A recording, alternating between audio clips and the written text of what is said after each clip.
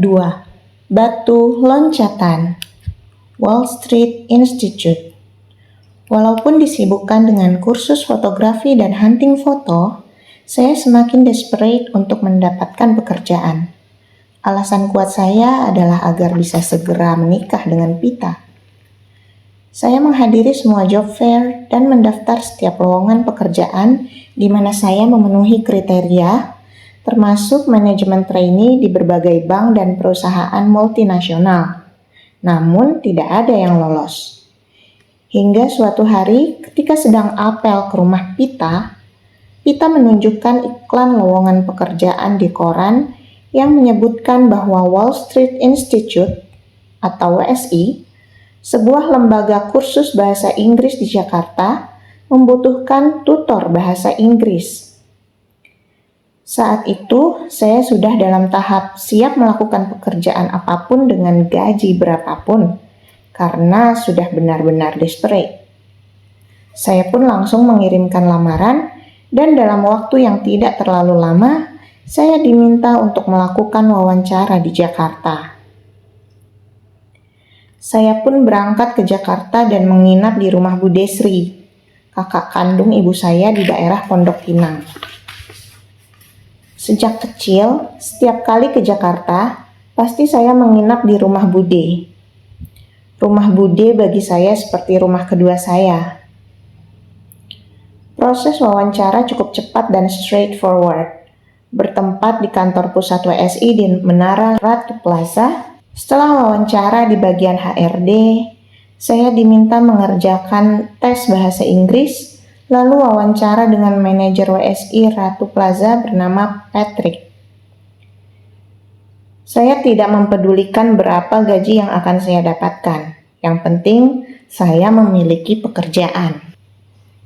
Melihat niat dan antusiasme saya untuk bekerja, dan kemampuan bahasa Inggris yang cukup baik tentunya, oleh Patrick, saya langsung diberi pilihan untuk bekerja di salah satu center WSI, antara WSI Pondok Indah Mall, WSI Ratu Plaza, atau WSI La Piazza Kelapa Gading.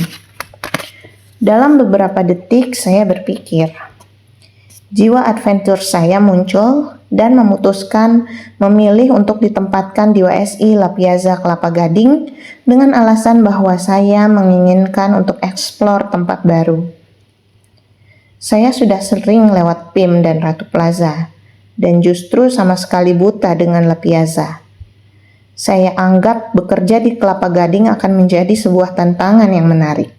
Saya pun langsung diminta melakukan wawancara dengan manajer WSI La Piazza Kelapa Gading bernama Sarah di hari berikutnya.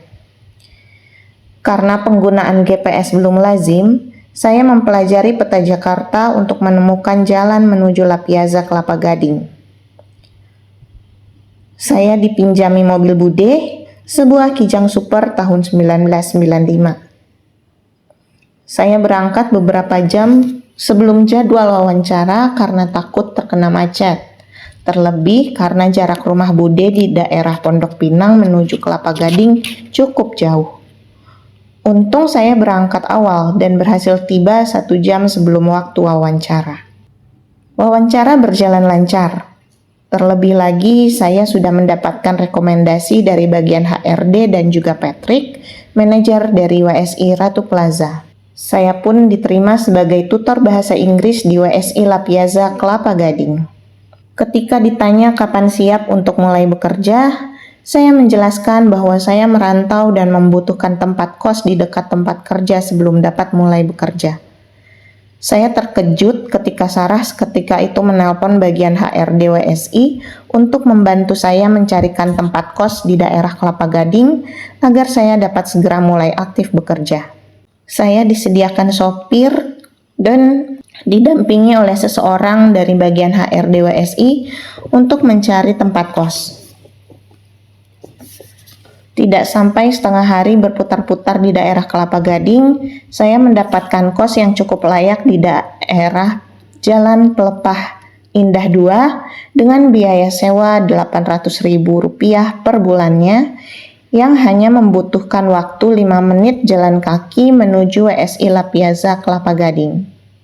Kamar kos yang saya tempati kecil, mungkin hanya 2,5 kali 2 meter dengan AC namun tanpa jendela dan tanpa kamar mandi di dalam kamar.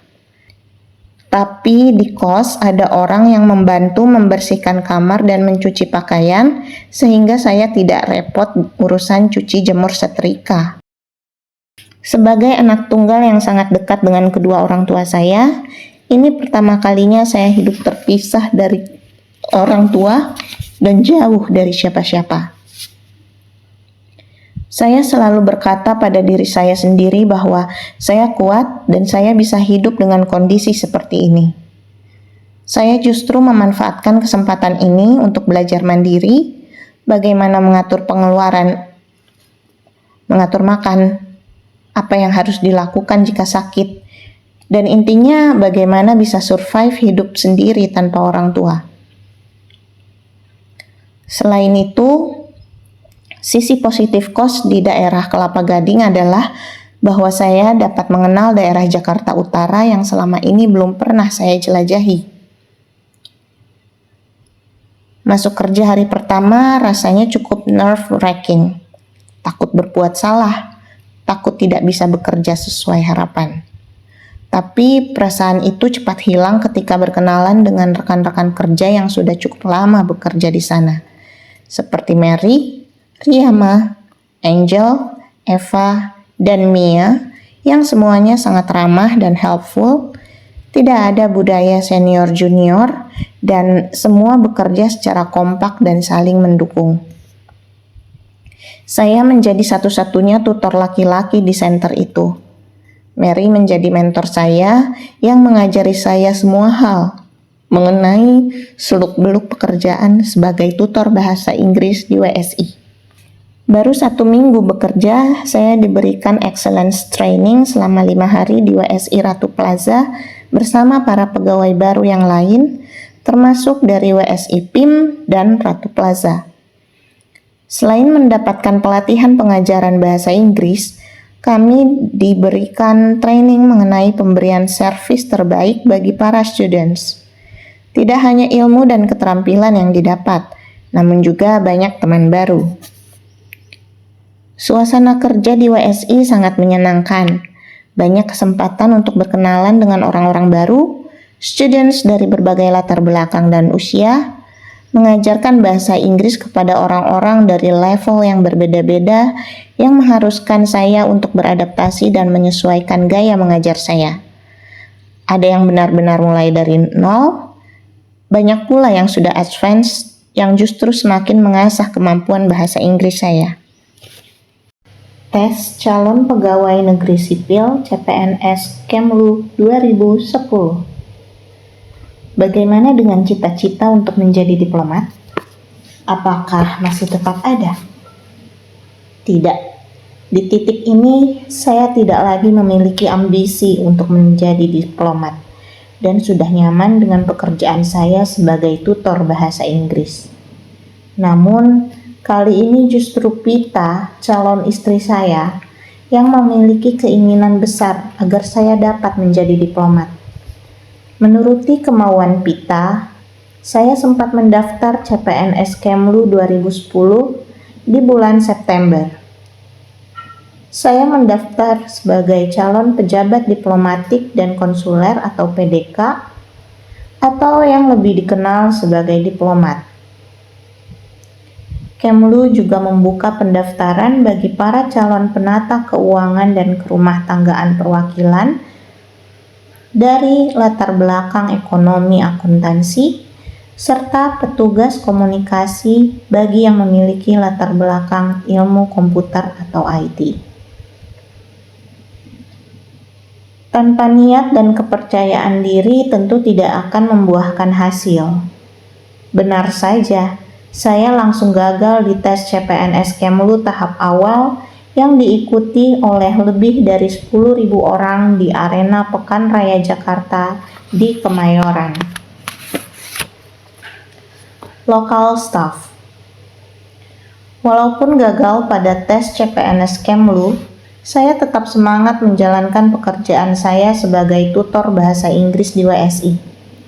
Namun, setelah kegagalan itu, saya memikirkan Pita.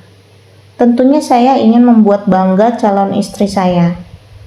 Saat itu saya berpikir, walaupun bukan sebagai diplomat, saya berharap bisa mendapatkan pekerjaan yang lebih baik lagi dari sekadar menjadi seorang tutor bahasa Inggris.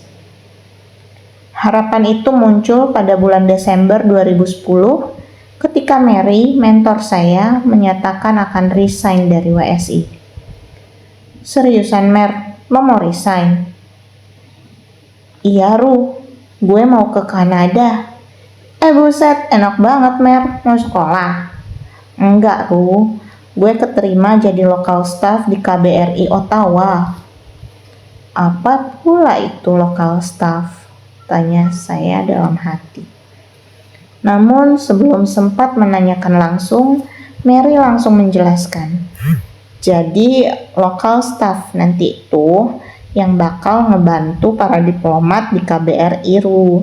Ada yang ditempatin di fungsi politik, ekonomi, protokol konsuler, penerangan sosial budaya atau pensosbud, bagian komunikasi, keuangan, ada yang jadi sekretaris duta besar, dan ada juga yang jadi sopir. Kenapa dinamakan local staff atau LS? Jadi sebenarnya LS itu awal mulanya adalah pegawai yang direkrut secara lokal oleh perwakilan Republik Indonesia di luar negeri. Bisa dari kalangan warga negara Indonesia maupun warga negara asing. LS bekerja berdasarkan kontrak dan diharapkan bakal tinggal dalam waktu yang lama di negara tempat perwakilan RI tersebut berada. Tugas utama para LS adalah untuk membantu para home staff atau HS. Nah, siapa yang termasuk sebagai HS? HS adalah para pegawai dari pusat yang sedang ditempatkan di perwakilan RI di luar negeri. Biasanya terdiri dari para diplomat. Ada pula PKKRT dan PK, serta atase teknis dari kementerian lembaga selain Kemlu, seperti atase pertahanan, atase pendidikan dan kebudayaan, atase imigrasi, atase perdagangan, dan sebagainya. Untuk menjadi diplomat, tentu harus mengikuti seleksi CPNS Kemlu, sedangkan untuk menjadi LS melalui mekanisme yang berbeda. Semula, LS direkrut langsung dari perwakilan RI di luar negeri. Namun, pada perkembangannya, LS juga direkrut dari pusat. Wah, Ottawa ya Mer. Gimana caranya? Mary lalu menjelaskan cara pendaftaran sebagai LS, yaitu dengan mengirimkan berkas lamaran, CV, cover letter, fotokopi ijazah, dan transkrip ke Biro Kepegawaian Kemlu yang bisa dikirimkan kapan saja, walaupun tidak ada lowongan secara terbuka. Tapi belum tentu juga lo dapat negara atau kota yang lo pengen Ru. Kebetulan aja gue dapat Ottawa. Barengan gue tes, ada yang ke Roma dan ada juga yang ke Bern. Wah, enak banget ya, Matt. Langsung hari itu juga, saya membuat dan mengirimkan lamaran saya sebagai LS. Tidak lama setelah itu, Mary berangkat ke Ottawa. Cuti nikah untuk tes LS. Setelah sekitar 10 bulan bekerja di WSI, saya mengambil cuti nikah. Saya dengan Pita akhirnya menikah, tepatnya pada tanggal 29 Januari 2011 dengan resepsi yang diadakan di Gedung Graha Sabha Permana UGM, gedung tempat kami di wisuda di Jogja. Kami berbulan madu di Bali selama seminggu. Ketika kembali ke Jogja setelah bulan madu, tiba-tiba saya mendapat telepon dari Biro Kepegawaian Kemlu. Dengan Bapak Arya Daru Pangayunan, kami menerima berkas lamaran Bapak sebagai local staff. dan besok kami akan mengadakan tes seleksi. Sebenarnya cuti saya masih 1 minggu lagi dan saya seharusnya masih bisa bersantai di Jogja. Namun karena tidak ingin melewatkan kesempatan untuk menjadi LS, saya terbang ke Jakarta untuk mengikuti tes. Tes LS dilakukan di Biro Kepegawaian Kemlu di lantai 6 gedung utama Kemlu, Pejambon. Ketika itu saya melakukan tes bersama sekitar 30 orang lainnya. Saya yang sudah pernah merasakan tes CPNS Kemlu di tahun 2010 merasa sangat mudah ketika melakukan tes LS dengan model soal yang hampir serupa. Peserta tes LS diminta mengerjakan soal-soal dengan substansi yang hampir sama dengan tes CPNS Kemlu 2010. Kemudian mengerjakan soal-soal bahasa Inggris, lalu ujian praktek menggunakan komputer, menyalin artikel di Microsoft Word, membuat presentasi di Microsoft PowerPoint, dan mengolah data di Microsoft Excel. Jika lolos rangkaian tes tersebut, akan dipanggil kembali untuk tes wawancara. Tanpa berharap apapun dari hasil tes LS itu, saya kembali aktif bekerja di WSI. Istri turut serta ke Jakarta untuk tinggal bersama di kamar kos kecil saya di Kelapa Gading. Tidak disangka, baru beberapa minggu berselang, saya kembali ditelepon Biro Kepegawaian Kemlu. Kali ini saya diminta untuk datang tes wawancara. Beruntung jadwal kerja saya cukup fleksibel dan saya dapat bertukar shift dengan rekan kerja saya untuk dapat melakukan wawancara. Saya diwawancarai oleh 2 orang diplomat dari Biro Kepegawaian, Pak Pov dan Bu Diah. Saya cukup terkejut karena pertanyaan-pertanyaan yang diajukan oleh Pak Pov dan Bu Diah tidak ada yang menyentuh substansi. Mereka justru berulang kali bertanya, apakah saya benar-benar yakin ingin menjadi LS? Mungkin karena mereka melihat kualifikasi saya dan hasil tes tertulis saya yang asumsi saya sangat baik.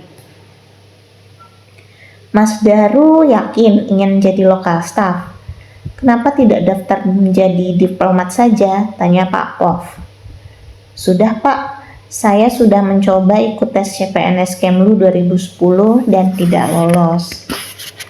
Wah, sayang sekali ya. Ini beneran kamu mau daftar jadi lokal staff? Pertanyaan itu diulang lagi oleh Pak Pov. Bisa-bisa kamu nanti kerjanya disuruh jadi sopir loh. Dengan senang hati Pak, saya senang nyetir, jawab saya. Karena memang saya suka sekali nyetir mobil. Melihat antusiasme dan keyakinan saya kemudian dipersilakan keluar. Seusai tes, saya berkenalan dengan peserta tes lain, salah satunya bernama Anggi. Dia menceritakan ketika wawancara, dia ditanya mengenai wawasan Nusantara, beberapa pertanyaan substansi, dan diminta menyanyikan lagu daerah atau lagu nasional. Berbeda dengan saya yang hanya ditanya apakah saya benar-benar yakin ingin menjadi LS. Setelah tes, saya sudah ada feeling dan memiliki keyakinan bahwa saya akan diterima sebagai LS. Walau belum memiliki bayangan akan ditempatkan di mana, sambil menunggu pengumuman, saya masih terus giat bekerja sebagai tutor di WSI.